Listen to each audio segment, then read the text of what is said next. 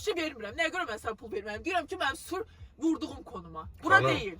Deyirəm ki, siz haram vurmusunuz, mən ora gətirmişəm sizi. Başa düşdünüz? Mən başa düşdüm. Telefonunuza yaxşı baxın. Ay mən sən Görün, tupoy sənsən, sən mən tupoy deyirsən. Ağzınıza gələn danışmayın, normal danışın. Xanım, ağzınıza gələn danışmayın. Deyirəm ki, telefonuna baxın. Telefon gözümün qabağındadır. Baxın, görün haram vurmusunuz. Nə idi ki? Elə su qat açılmamış söyüşlər söyərəm ki, buraya... Ay, kimə söyürsünüz, siz? Deyirəm ki, telefona mənim günahım deyil. Yaxşı baxın telefonunuza. Günahım deyilsə, kimin günahıdır? Deyirəm ki, sür. Xanım, bir dənə zəhmət olmasa ödəniş eləyərdiniz. Eləmirəm. Düşüb gedərdiniz. Deyirəm ki, apar mənim vurduğum konu. Xanım, növbəti müştəri məni gözləyir. Çıxar qabağa sürsən, öləsən, ermənisən.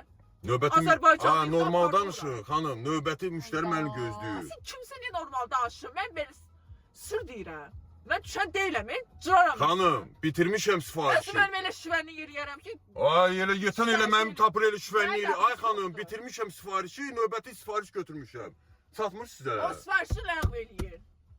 Sifarişi ləğv elə deyirəm. Mən başımı çöndərməyib, sonra 40-40 eləyərəm. Ay, nəyə 40-40 eləyirsiniz? Deyirəm ki, sür.